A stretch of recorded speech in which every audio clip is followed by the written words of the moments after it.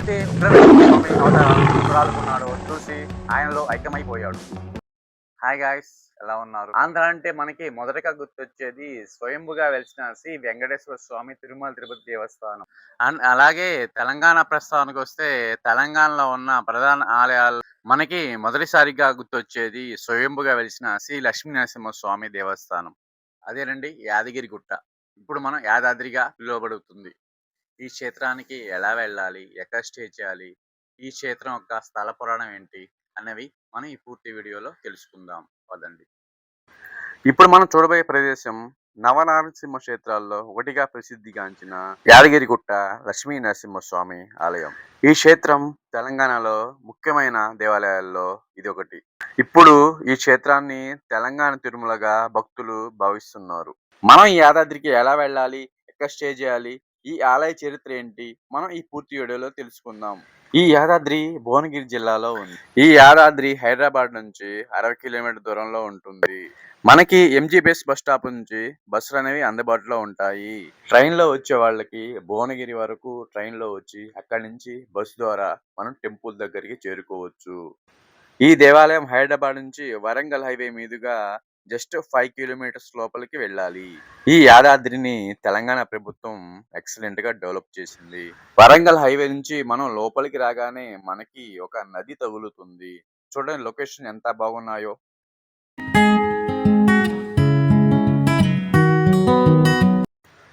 అంతేకాకుండా శిల్పకళలకి సంబంధించిన శిల్పారామం కూడా ఇక్కడ ఒకటి మనకి ఏర్పాటు చేశారు.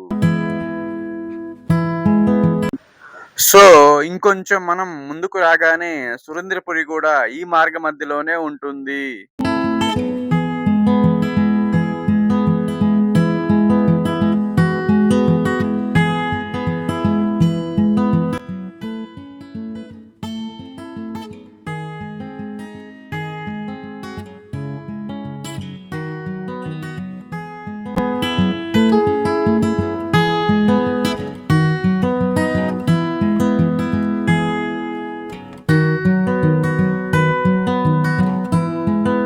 వచ్చేసాం చూడండి. మనకి ఎదురుగా కనపడుతుందిగా యాదగిరి గుట్ట.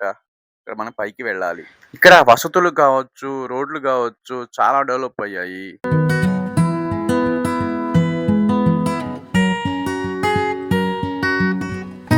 ఇక్కడ మనం స్టే చేయడానికి టెంపుల్ సంబంధించిన రూమ్స్ అందుబాటులో ఉంటాయి. ఇంకా ప్రైవేట్ హోటల్స్ కావచ్చు, డార్మెంటరీ అందుబాటులో ఉంటాయి.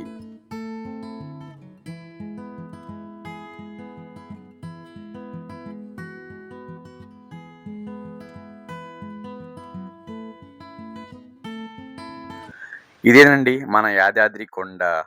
మనం ఈ జంక్షన్ నుంచి రైట్‌కి వెళ్తే మన యాదగిరిగుట్ట బస్ స్టాపు, పుష్కరిణి, అంతేకాకుండా కొండపైకి వెళ్ళే ghat road, vehicle parking area, అన్నదాన సత్రం ఉంటాయి. అదే మనం లెఫ్ట్‌కి వెళ్తే దేవాలయానికి సంబంధించిన వసతి గృహాలుంటాయి. చూద్దాం పదండి.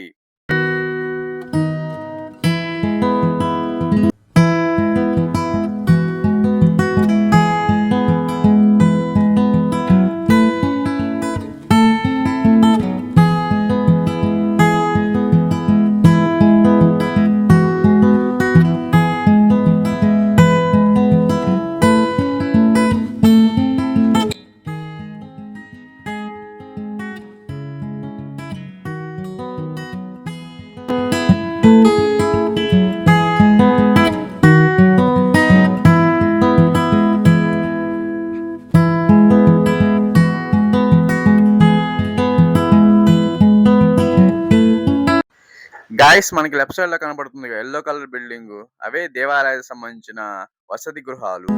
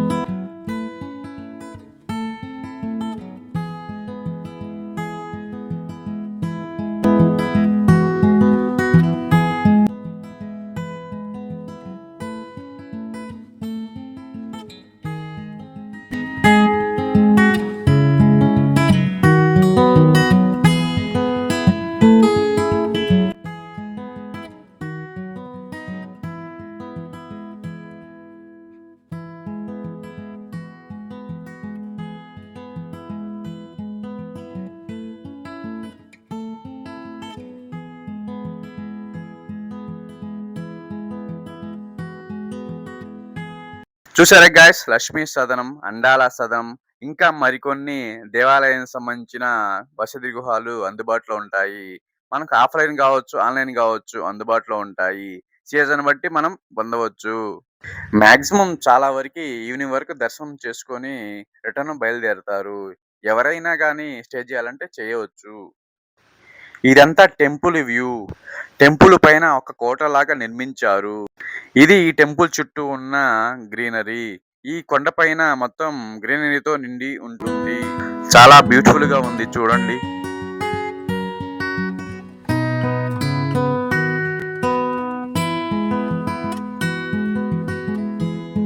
ఇదే కొండపైకి వెళ్లే మెట్ల మార్గం. ఈ గోపురం గుండా మనం పైకి వెళ్ళొచ్చు. సో మనం ఇలా ముందుకు వెళ్తే మనకి ఘాట్ రోడ్ వస్తుంది. వెళ్దాం పదండి.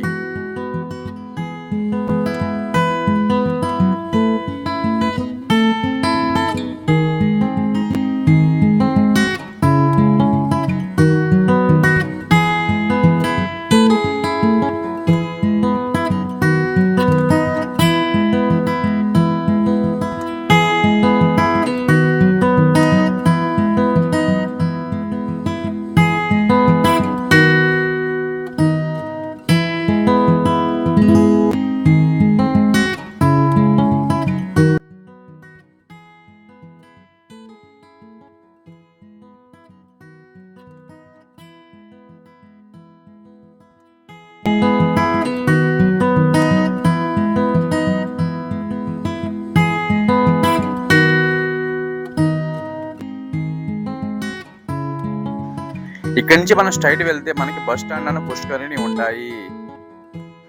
లెఫ్ట్ సైడ్ వెళ్తే మనకి ఘాట్ రోడ్ అన్న పార్కింగ్ ఉంటుంది. చూపిస్తా పదండి.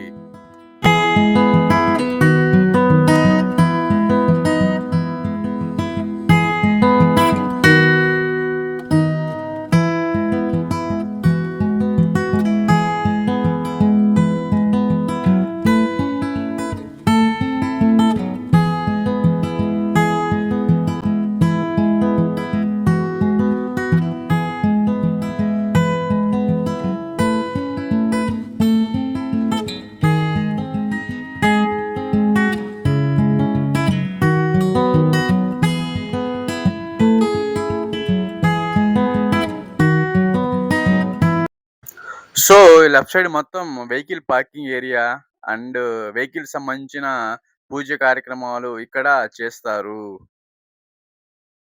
కొండపైకి కూడా వెహికల్స్ ని తీసుకువెళ్ళవచ్చు. వెహికల్ కి వచ్చేసి రూ. 500 మనకి ఛార్జ్ చేస్తారు. మనం ఓన్ వెహికల్స్ ని పైకి తీసుకెళ్ళొద్దు అనుకుంటే మనం వెహికల్స్ ని పార్కింగ్ లో పార్క్ చేసుకొని టెంపుల్ సంబంధించిన ఫ్రీ బస్సులు మనకి అందుబాటులో ఉంటాయి. ఆ బస్సుల ద్వారా మనం పైకి వెళ్ళవచ్చు. ఇప్పుడు మీరు చూస్తున్నది సత్యనారాయణ స్వామి వారి వ్రత మండపం. ఎవరైనా సత్యనారాయణ స్వామి వారి వ్రతం చేసుకోవాలనుకుంటే ఇక్కడికి వచ్చి చేసుకోవచ్చు. ఈ మండపం ఘాట్ రోడ్డు ఎంట్రన్స్ పక్కనే ఉంటుంది. అక్కడి నుంచి మనం యూటర్న్ తీసుకొని కొంచెం ముందుకు రాగానే మనకి యాదాద్రి బస్ స్టాప్ కనపడుతుంది. మీరు గవర్నమెంట్ బస్సుల్లో యాదాద్రికి ఎక్కడి నుంచి వచ్చినా గానీ మిమ్మల్ని ఈ బస్ స్టాప్ లోనే దించుతారు. ఇప్పుడు మీరు చూస్తున్నది యాదాద్రి బస్ స్టేషన్.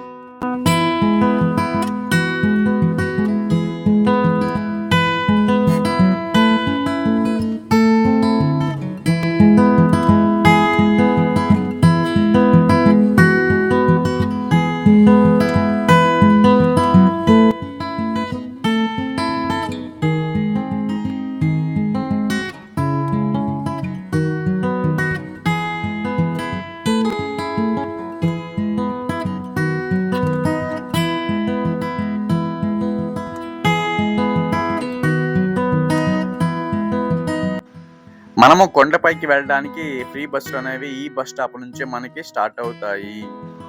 ప్రతి 5 నిమిషాలకి ఒక బస్సు అనేది ఉంటుంది. మనకి బస్సు అనేది ఇబ్బందికరంగా ఉంటే పైకి షేర్ ఆటోలు అనేవి వెళ్తాయి. పర్సన్కి వచ్చేసి షేర్ ఆటో రూ. 100 ఛార్జ్ చేస్తారు.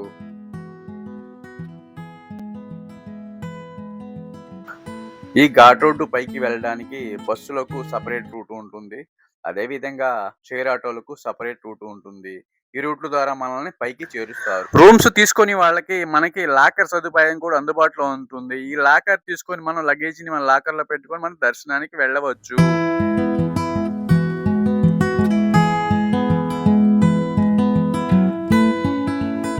మనము బస్ స్టాండ్ నుంచి బయటికి రాగానే లెఫ్ట్ సైడ్ లో కొంచెం ముందుకు రాగానే కళ్యాణ కట్ట ఉంటుంది. ఈ కళ్యాణ కట్టలో భక్తులు స్వామివారికి తలనీలాలు సమర్పించి తమ మొక్కులను చెల్లించుకుంటారు.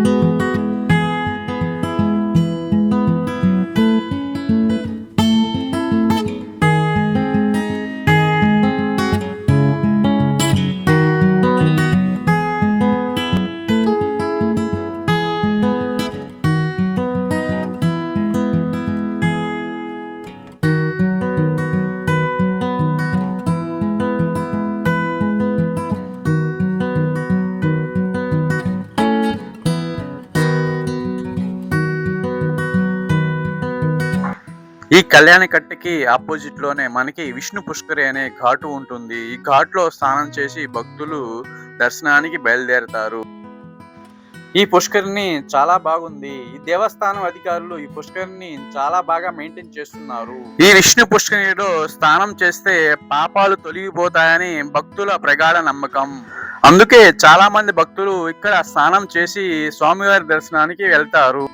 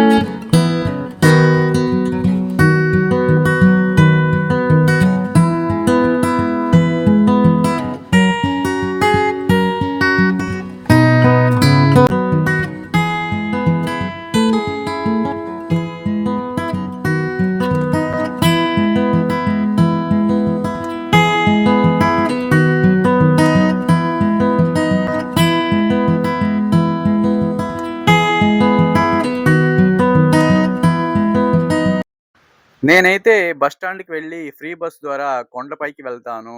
వెళ్దాం పదండి.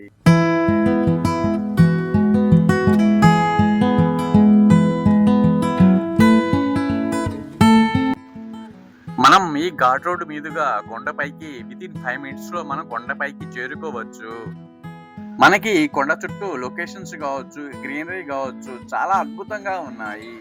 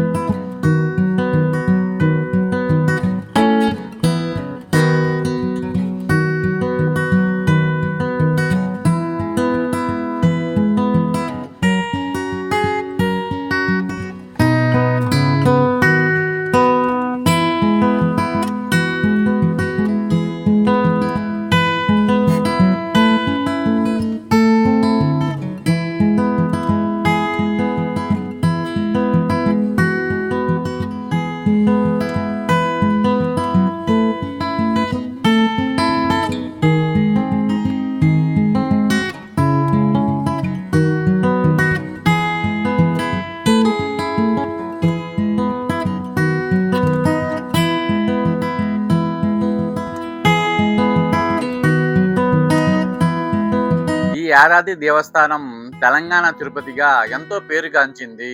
తెలంగాణ తిరుమలగా పేరుగాంచిన ఈ యాదాద్రికి కృతాయుగ నుంచే చరిత్ర ఉంది. ఒకప్పుడు క్రూరమృగాలు తిరిగే అడవిలో ఉండే ఈ ఆలయం అసలు ఈ దేవాలయానికి రామాయణ మహాభారతంతో కూడా లింకు ఉంది. అంతేకాకుండా అసలు దేవాలయ చరిత్ర ఏంటి అని పూర్తి వీడియోలో మనం తెలుసుకుందాం. ఈ యాదాద్రి దేవస్థానం తెలంగాణ తిరుపతిగా ఎంతో పేరుగాంచింది. తెలంగాణ తిరుమలగా పేరుగాంచిన ఈ యాదాద్రికి కృతాయుగ నుంచే చరిత్ర ఉంది. ఒకప్పుడు క్రూరమృగాలు తిరిగే అడవిలో ఉండే ఈ ఆలయం అసలు ఈ దేవాలయానికి రామాయణ మహాభారతంతో కూడా లింకు ఉంది. అంతేకాకుండా అసలు దేవాలయ చరిత్ర ఏంటి అని పూర్తి వీడియోలో మనం తెలుసుకుందాం. మనము కొండపైకి వచ్చిన తర్వాత ఎంట్రన్స్ లో మనకి పెద్ద ఆర్చి కనపడుతుంది చూడండి.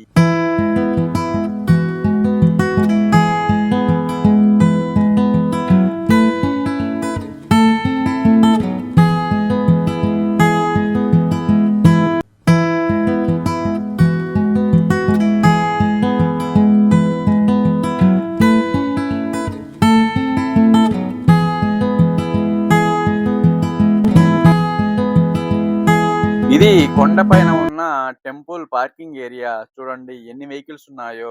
పర్ వెహికల్ కి వచ్చేసి 500 రూపీస్ చార్జ్ చేసి పైకి వచ్చారు.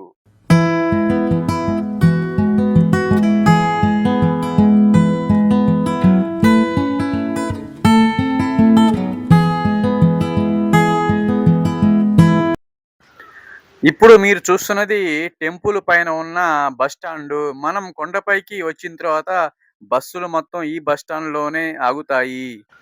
మనము కిందకి వెళ్ళేటప్పుడు కూడా ఇక్కడికి వచ్చి వెయిట్ చేస్తే బస్సులు ఇక్కడికి వస్తాయి. మనం ఎక్కి కిందకి వెళ్ళవచ్చు. మనము పైన బస్ దిగిన తర్వాత ఎంట్రన్స్ లోనే మనకి ఉచిత దర్శనానికి దారి అనేది మనకి కనపడుతుంది.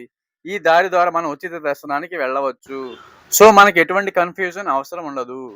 సో మనకి లగేజీ, మొబైల్స్ అనేవి టెంపుల్ లోపలికి ఎలవ్ లేదు. మనకి లగేజ్ కౌంటర్ అండ్ మొబైల్ పెట్టుకోవడానికి లాకర్స్ అనేవి అందుబాటులో ఉంటాయి. ఈ లాకర్ లో పెట్టుకుని మనం దర్శనంకి వెళ్ళాలి.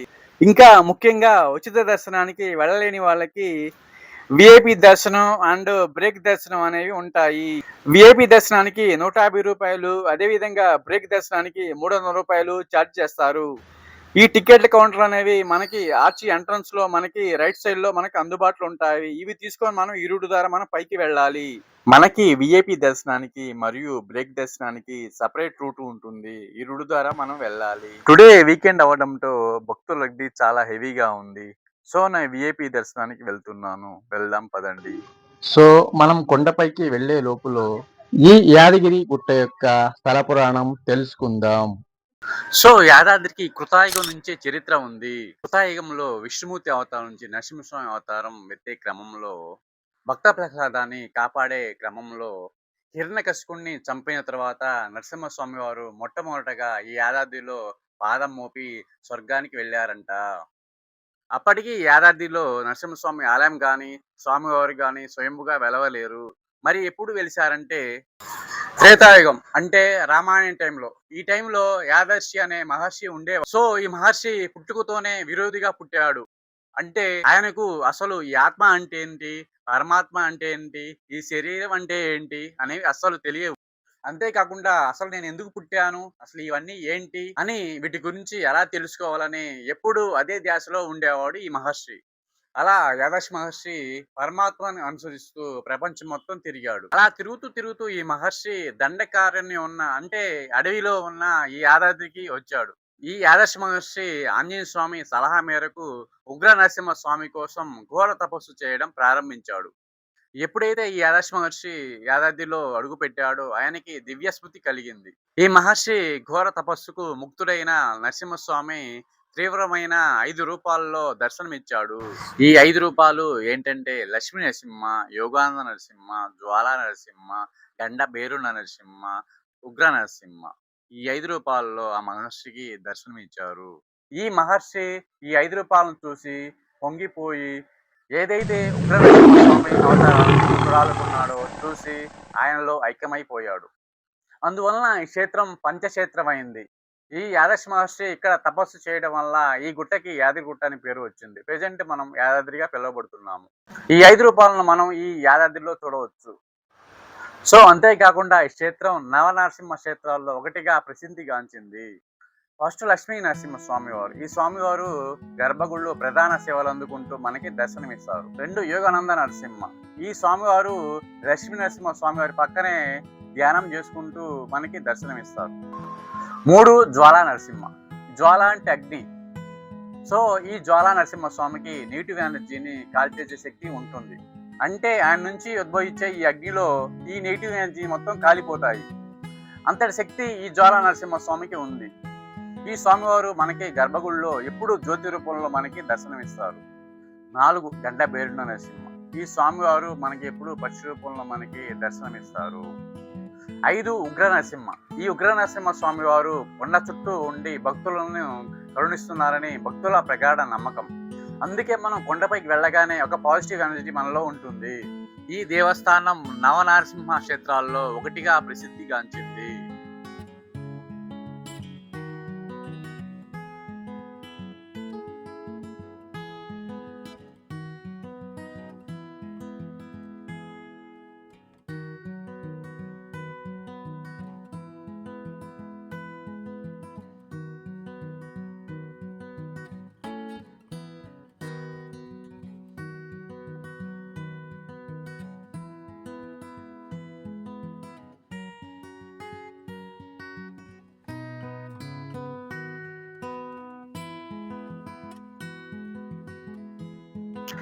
ఇప్పుడే కొండపైకి చేరుకున్నాము. ఇలా కొండపైకి వచ్చిన తర్వాత కొండపైన వాతావరణం అనేది చాలా ప్రశాంతంగా ఉంది. మనం ఇలా కొండపైకి రాగానే లెఫ్ట్ సైడ్ లో మనకి స్వామివారి దివ్య జ్యోతి అనేది వెలుగుతూ ఉంది. మీరు కూడా దర్శించుకోండి.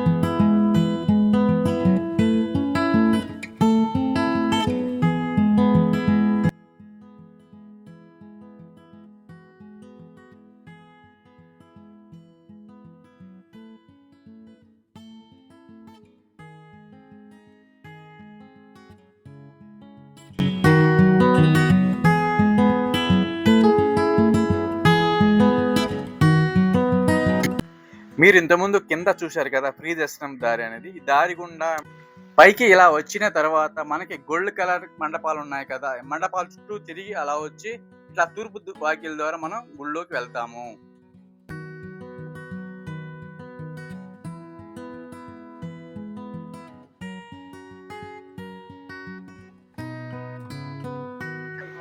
మనం తూర్పు వాకిల ద్వారా మనం గుడి లోపలికి వెళ్ళి పడమర వాకిల ద్వారా మనం బయటికి వస్తాము.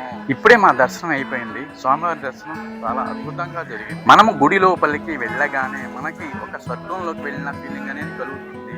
లోపల అనేది చాలా అద్భుతంగా ఉంటుంది. మీరు కూడా ఒకసారి దర్శించుకోండి. లోపలికి మొబైల్ ఎలో లేనందున ఓల్డ్ ఫొటోస్ పెడుతున్నాను, చూడండి. చూసి మీరు కూడా స్వామివారిని దర్శించుకోండి. ఈ కొండ మొత్తం రెనుమల్ చేశారు, కానీ స్వామివారు స్వయంభుగా వెలిసిన గుహ మాత్రం అంతే ఉంచారు. మీరు కూడా చూడండి.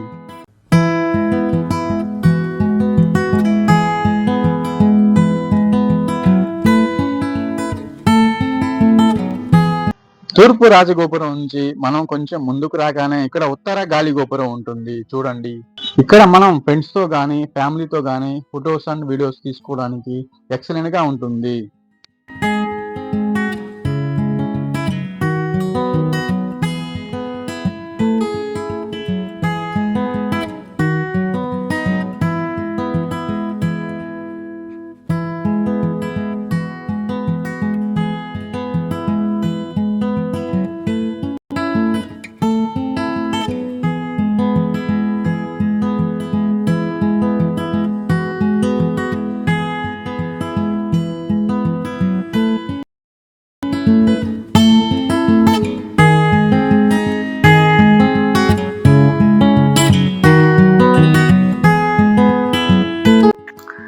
ఇప్పుడు మీరు చూస్తున్న మండపం స్వామివారి రథం అనేది అందులో ఉంటుంది. ఈ రథాన్ని ఉత్సవాల టైంలో గానీ, పండగ సమయాల్లో స్వామివారిని మాడవీధుల్లో ఊరేగించడానికి ఉపయోగిస్తారు.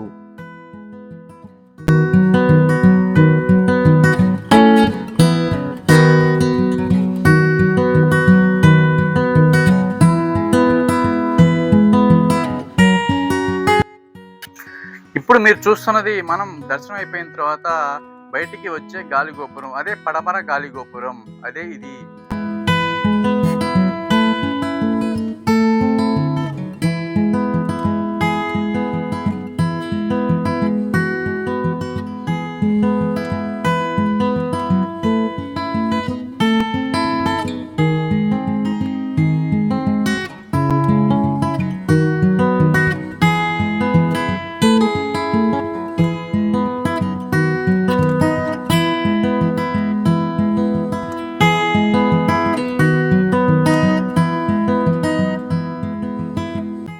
ఇప్పుడు మీరు చూస్తున్నది దక్షిణ రాజగోపురం.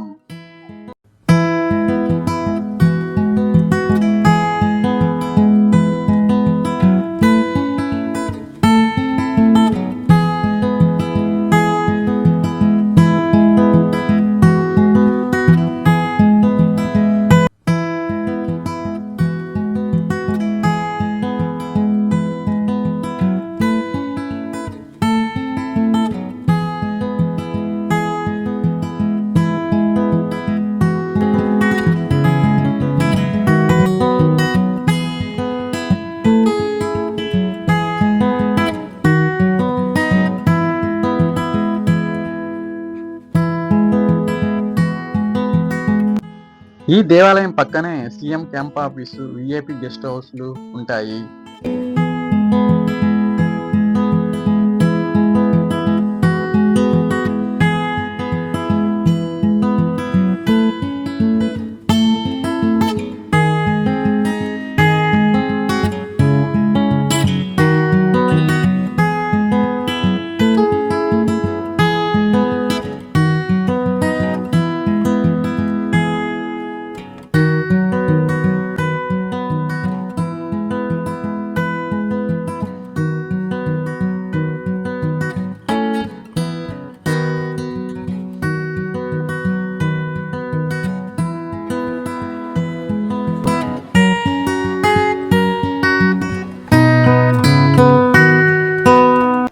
పైన తూర్పు గాలి గోపురం దగ్గరే స్వామివారి లడ్డు, పులిహార ప్రసాదాలని తీసుకోవచ్చు. ఇప్పుడు మనం చూస్తున్న కౌంటర్ల దగ్గర ఓన్లీ టోకెన్ ని తీసుకొని మన స్టెప్స్ మార్గంలో కొద్ది కిందకి వెళ్తే అక్కడ లడ్డు, పులిహార మనం తీసుకోవాలి.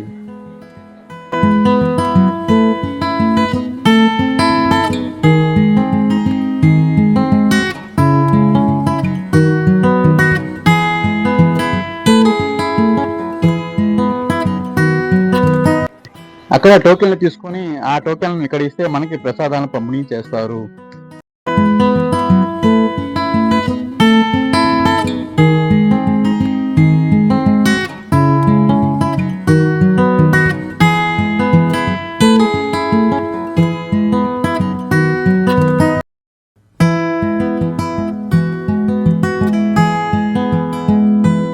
ఈ స్టెప్స్ అనేవి కొండ కింద నుంచి పైకి వచ్చే మెట్ల మార్గం. చాలా మంది భక్తులు మెట్ల మార్గం ద్వారా పైకి వచ్చి స్వామివారిని దర్శించుకుంటారు. అలా దర్శించుకుంటే వాళ్ళ కీళ్ళ నొప్పులు తగ్గుతాయని భక్తుల ప్రగాఢ నమ్మకం.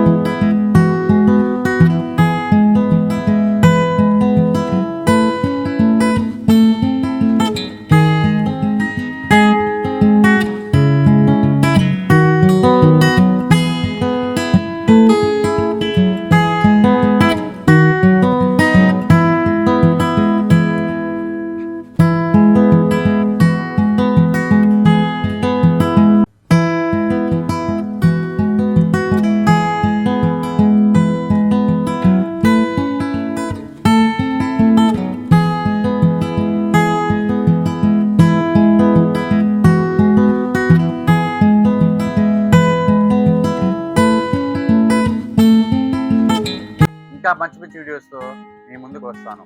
ఈ Shiva traveller. Please like and share, subscribe చేయండి. శివ ట్రావెలర్స్. బాయ్.